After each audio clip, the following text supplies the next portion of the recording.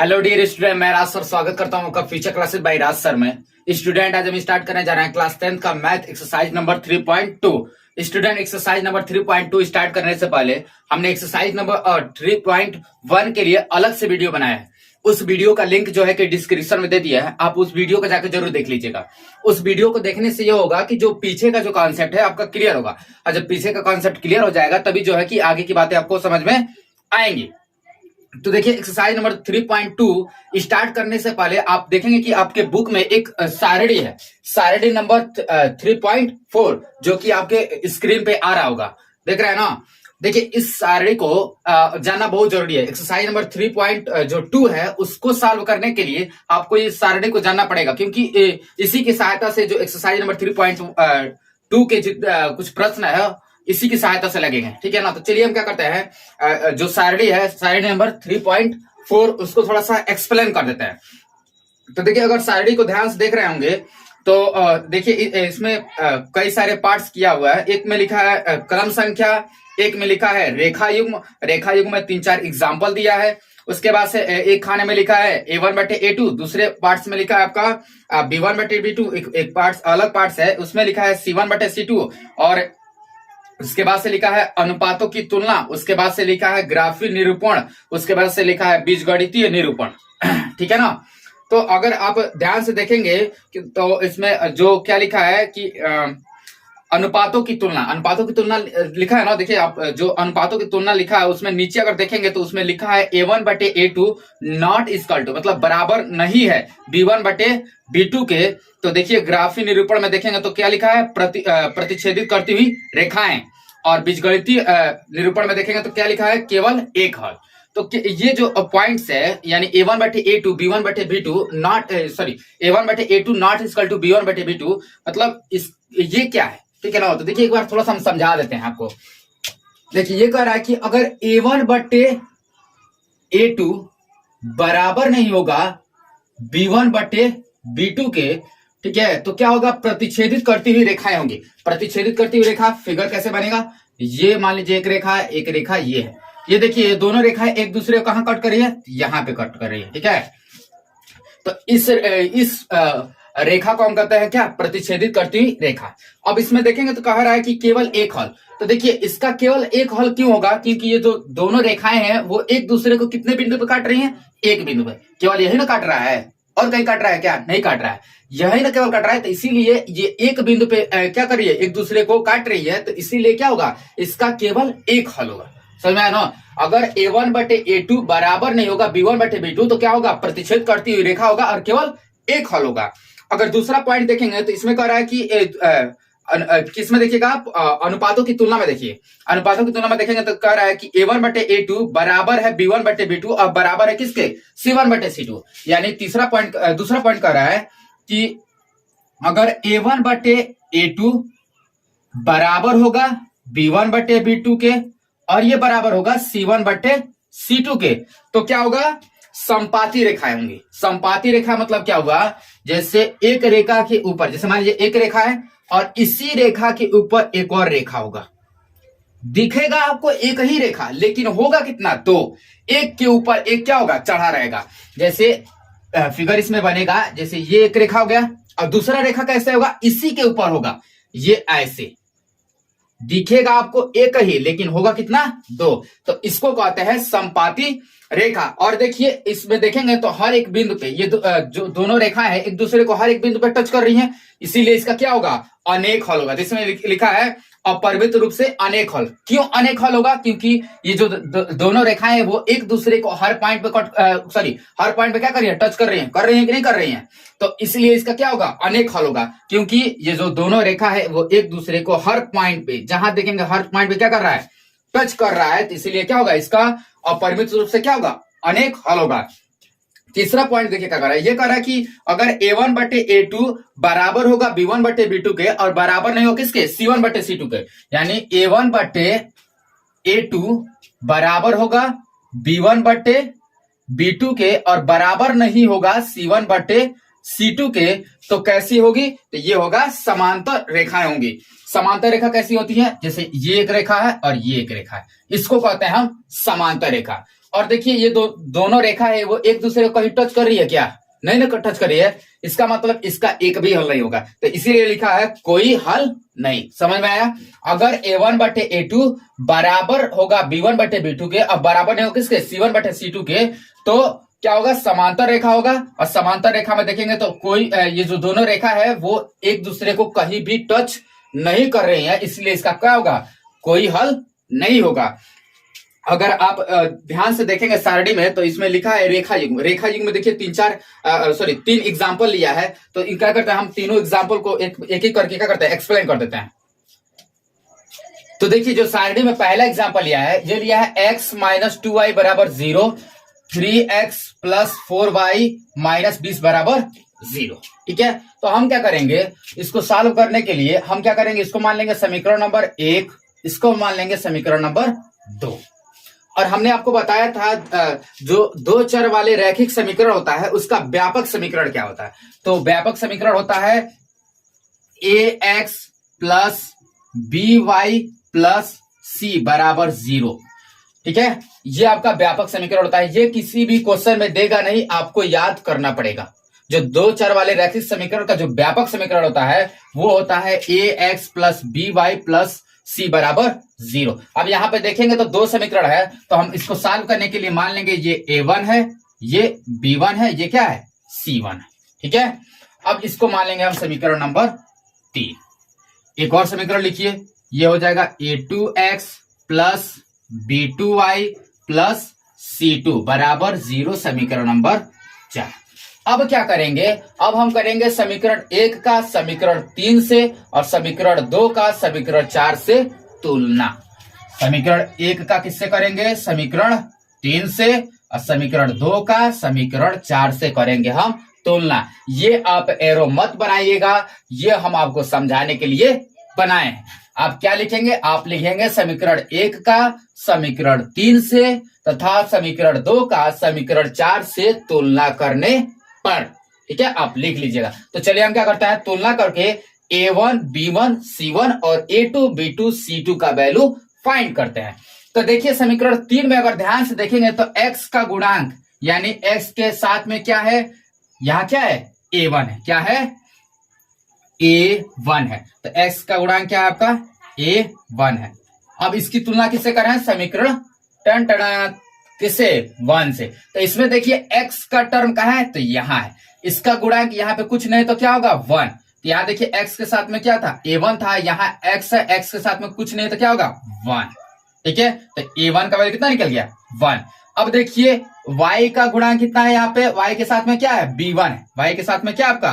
b1 है। अब देखिए समीकरण 1 में y वाला टर्म कहाँ है? तो यहाँ है। इसका गुणांक कितना है? ये आपका -2। देखिए अगर साइन प्लस होगा तो उसको लीजिए या न लीजिए फर्क नहीं पड़ेगा, लेकिन अगर क्या होगा? अगर साइन माइनस होगा तो उसको लेना पड़ेगा। जैसे यहाँ पे क्या है? माइनस, इसीलिए यहाँ पे क्या लिख दिया? -2 लिख दिए। अब हम क्या करेंगे? समीकरण 3 में जो क्या c1 है उसका वैल्यू निकालेंगे। तो यहाँ देखिए c1 मतलब जिसमें x और y का टर्म न हो। इसमें देखिए x का और y का टर्म है क्या? नहीं है। तो इसमें देखिए समीकरण 1 में कौन सा ऐसा पद है जिसमें x और y का टर्म नहीं है? तो इसमें देखेंगे यहाँ x है, यहाँ y है। तो ऐसा कोई टर्म नहीं है जिसमें x और y का टर्म न हो। तो कुछ नहीं है तो क्या हो जाएगा? 0। यहाँ देखिए कुछ नहीं है तो क्या हो जाएगा? 0। ठीक है, अब देखिए अब क्या निकालेंगे हम? समीकरण जो 4 है उससे a2 b2 और c2 का वैल्यू कैसे निकालेंगे? तो हम तुलना करेंगे किससे? समीकरण 2 से। यहाँ देखिए x के साथ में क्या आपका? a2 है। क्या है? a2 है।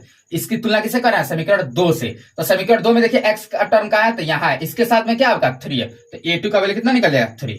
अब देखिए इसमें y के साथ में क्या है? b2 है। b2 है। अब समीकरण 2 में देखिए y का टर्म कहाँ है? तो यहाँ है। इसके साथ में क्या है आपका? 4 है। ये b2 का वैल्यू कितना आ गया? 4। अब देखिए c2 मतलब जिसमें x और y का टर्म ना हो। तो इसमें कहीं है x और y का टर्म जिसमें ना हो, तो ये आपका क्या है? -20। तो c2 का वैल्यू कितना निकल जाए? -20। अब हम क्या निकालेंगे? अब निकालेंगे a1 बटे a2। तो देखिए a1 का वैल्यू कितना निकाला है बाबू? 1। तो यहाँ लिख देंगे 1। अपान है तो अपान। ये देखिए a2 का वैल्यू कितना है? यहाँ देखिए 3। तो यहाँ क्या लिख देंगे? 3। समझ में आया? A1 का वैल्यू 1, A2 का वैल्यू देखिए 3, यहां रख दिए 3। अब क्या निकालेंगे, अब हम निकालेंगे B1 बटे B2। तो देखिए B1 देखिए B1 का वैल्यू कितना है -2, तो B1 का देखा जाता है -2 अपान ये क्या है B2 का वैल्यू कितना है 4, तो यहां रख देंगे 4। तो देखिए 2 है कहना 2, 2 दूना 4, तो ये देखिए -1 और नीचे बच गया कितना 2। तो यहां देखेंगे तो A1 बटे A2 कितना है 1/3, अब B1 बटे B2 कितना है -1/2। तो ये देखिए ये 1/3 है, ये क्या है -1/2 है, ये दोनों बराबर है क्या बताइए, बराबर है नहीं बराबर। तो यही कह रहा है कि अगर यहां देखेंगे तो यहाँ क्या हो गया A1 बटे A2 बराबर नहीं है B1 बटे B2 के। तो जब ऐसा कंडीशन होगा तो क्या होंगे बताइए, प्रतिच्छेद करती हुई रेखा होगी और क्या होगा केवल एक हल होगा। समझ में आया ना। देखिए इस केस में क्या आया A1 बटे A2 not equal to B1 बटे B2। तो इस केस में क्या हो जाएगा प्रतिच्छेद करती हुई रेखा होगी और केवल एक हल होगा। तो चलिए जो एग्जाम्पल नंबर जो 2 लिया उसको हम क्या करते हैं सॉल्व करके देखते हैं, वो जो A1 बटे A2 बराबर है कि नहीं है B1 बटे B2 के। ठीक है, तो चलिए इसको क्या करिए, इसको नोट कर लीजिए। तो देखिए जो एग्जाम्पल नंबर 2 है ये आपका 2x plus 3y minus y बराबर 0, 4x प्लस 6y माइनस 18 बराबर 0। इसको हम मान लेंगे समीकरण नंबर 1 और इसको मान लेंगे समीकरण नंबर 2। अब इसको सॉल्व करने के लिए हमने दो इक्वेशन और बनाया था ना अभी पिछले एग्जाम्पल में, तो जो बनाया था उसको भी लिख लीजिए। तो ये हो जाएगा A1x plus B1y plus C1 ये बराबर 0, ये हो जाएगा समीकरण नंबर 3। समीकरण नंबर 4 क्या था, ये था A2x plus B2y plus C2 बराबर 0, समीकरण नंबर ये हो जाएगा 4। अब हम क्या करेंगे, समीकरण 1 का समीकरण 3 से, समीकरण 2 का समीकरण 4 से करेंगे तुलना। तो हम क्या करेंगे, समीकरण 1 का समीकरण 3 से, समीकरण 2 का समीकरण 4 से तुलना करने पर अब तुलना करके A1 B1 C1 और A2 B2 C2 का वैल्यू निकालेंगे। तो देखिए यहाँ देखिए समीकरण जो 3 देखेंगे तो x के साथ में क्या आपका A1 है, x के साथ में क्या है A1, इसकी तुलना किसे कर रहे हैं समीकरण 1 से। तो समीकरण 1 में देखिए x वाला टर्म कहाँ है, यहाँ है, तो x के साथ में क्या है आपका 2 है, तो A1 का वैल्यू कितना निकल गया 2। अब देखिए समीकरण 3 में y के साथ में क्या आपका B1 है, यहाँ लिख देंगे B1। इसमें देखिए y वाला टर्म कहाँ है, तो यहाँ है, इसके साथ में क्या आपका 3 है, तो यहाँ लिख देंगे 3। तो B2 का B1 का वैल्यू कितना है 3। अब देखिए C1 मतलब जिसमें x और y का टर्म नहीं है, तो इसमें कौन सा ऐसा पद है जिसमें x और y का टर्म नहीं है, तो इसमें है वो x, इसमें y है, इसमें देखिए x और y का टर्म नहीं है, यानी C1 का वैल्यू कितना निकल गया, यहाँ से -9 निकल गया। अब निकालेंगे A2 का, तो A2 x के साथ में क्या आपका A2, इसकी तुलना किससे करेंगे समीकरण 2 से, तो x के साथ में देखिए कितना आपका 4 है, तो A2 का वैल्यू कितना निकल गया 4 कामा B2 देखिए y के साथ में क्या आपका B2, तो इसमें देखिए y वाला टर्म का है, यहाँ है, इसके साथ में क्या आपका 6, क्या लिख देंगे B2 का वैल्यू 6। अब हम निकालेंगे C2 मतलब x y का टर्म इसमें ना हो, तो देखिए C2 यहाँ देखिए समीकरण 2 में क्या है आपका C2 का वैल्यू -18, ये निकल गया -18। अब हम क्या करेंगे, अब हम निकालेंगे A1 बटे A2 निकालेंगे, B1 बटे B2 निकालेंगे और C1 बटे C2 निकालेंगे। तो देखिए A1 बटे A2, तो देखिए A1 का वैल्यू कितना निकाले हैं 2, क्या निकाले हैं 2, बटे है तो बटे लगा दीजिए। A2 का वैल्यू कितना है आपका 4, यहाँ लिख देंगे 4। देखिए 2 एक 2 दूना 4, ये आ गया, ऊपर बचा 1 नीचे बचा 2। A1 बटे A2 कितना आया 1 बटे 2। अब हम निकालेंगे B1 बटे B2, तो देखिए B1 का वैल्यू कितना है आपका 3, यहाँ लिख देंगे 3, ये बटे है ना, तो यहाँ लिख देंगे बटे। अब देखिए B2 का वैल्यू देखिए कितना है 6 है, तो यहाँ लिख देंगे 6, तो 3 का 3 दूना 6, तो ऊपर बचा आपका 1 नीचे क्या बचा 2, तो B1 बटे B2 का वैल्यू कितना आ गया 1 बटे 2। अब हम निकालेंगे C1 बटे C2, तो देखिए C1 का वैल्यू कितना है -9, तो यहाँ लिख देंगे -9, ये बटे है अपान है तो अपान लिख देंगे। C2 का वैल्यू कितना है -18, तो यहाँ लिख देंगे क्या -18। तो देखिए माइनस से माइनस कट गया, 9 का 9 दूनी 18, ऊपर बचा 1 नीचे बचा 2। तो देखेंगे A1 बटे A2 भी क्या है आपका 1 बटे 2 है, B1 बटे B2 भी क्या है 1 बटे 2 है, C1 बटे C2 भी क्या है 1 बटे 2, यानी तीनों क्या है बराबर है। तो लिख देंगे यहां क्या हो रहा है, यहां A1 बटे A2 बराबर है B1 बटे B2 के और ये बराबर है C1 बटे C2 के। तो हमने बताया था, यही बताया था कि जब A1 बटे A2 बराबर होगा B1 बटे B2 का बराबर है किसके, C1 बटे C2 के, तो समपाती रेखा होगा और क्या होंगे, अपरिमित रूप से अनेक हल होंगे, यही ने बताया था। तो इस कंडीशन में क्या होगा, समपाती रेखा होगा और क्या होगा, अपरिमित रूप से अनेक हल होंगे। तो जो क्या करता है, जो एग्जाम्पल नंबर जो 3 है उसको भी क्या करता है, थोड़ा समझा देते हैं, इसको नोट कर लीजिए। देखिए जो सारणी में एग्जाम्पल नंबर जो 3 लिया है, यह है x प्लस 2y माइनस 4 और बराबर 0, और ये है 2x प्लस 4y माइनस 12 बराबर 0। इसको हम मान लेंगे समीकरण नंबर 1, इसको मान लेंगे समीकरण नंबर 2, और ये दोनों इक्वेशन तो आपको लिखना ही पड़ेगा, ठीक है। तो अब हम क्या करेंगे, समीकरण जो 1 है उसकी तुलना समीकरण 3 से, और समीकरण जो 2 है उसकी तुलना समीकरण 4 से करेंगे।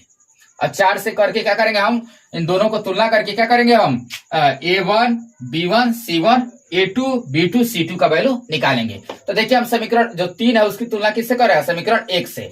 तो यहां देखिए x के साथ में क्या होता है, A1 है, तो यहां देखिए A1 हमने लिख दिया। तो इसमें देखिए समीकरण 1 में x का टर्म क्या है, यहाँ है, इसके साथ में देखिए इसके आगे कुछ नहीं तो क्या होता है 1, हमने बताया ना, कुछ नहीं तो क्या होगा 1। यहाँ देखिए y के साथ में क्या होगा B1, तो देखिए हमने B1 लिख दिया। तो इसमें देखिए y का टर्म क्या है, यहाँ है, इसके साथ में क्या होगा 2, तो यहाँ से B1 का वैल्यू कितना निकल जाए 2। C1 वाला देखिए क्या है, ये आपका कितना -4, तो यहाँ से निकल जाएगा -4।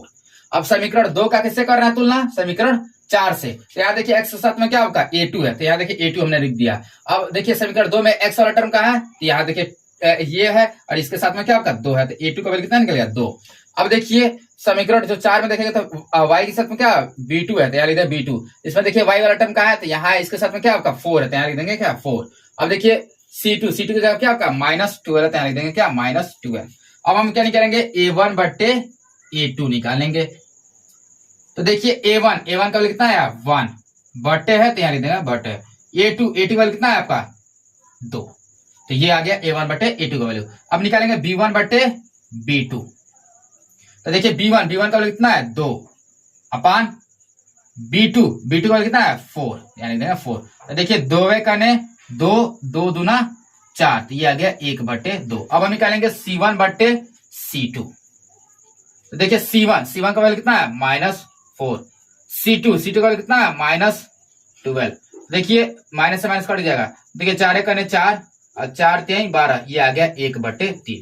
अब यहाँ ध्यान से देखिए A1 बटे A2 कितना आया 1 बटे 2 आया, B1 बटे B2 कितना आया 1 बटे 2। तो देखिए ये दोनों क्या है बराबर है, लेकिन C1 बटे C2 कितना है 1 बटे 3। ये दोनों आपस में क्या है बराबर है, लेकिन ये बराबर नहीं है। तो तीसरा केस यही कह रहा था कि अगर A1 बटे A2 क्या होगा, बराबर होगा B1 बटे B2 के, अब बराबर नहीं होगा किसके, C1 बटे C2 के, तो क्या होंगे, समांतर रेखा होगा और कोई हल नहीं होगा। तो यहाँ पे कौन सी रेखा होगी, समांतर रेखा होगा और कोई हल नहीं होगा। यही ये सारणी कह रहा था। डियर स्टूडेंट, अगर ये सारणी आपको समझ में आया हो तो प्लीज इस वीडियो को लाइक कमेंट और शेयर जरूर कर दें, और मेरे चैनल को प्लीज सब्सक्राइब कर दीजिएगा। थैंक यू, धन्यवाद, बाय बाय।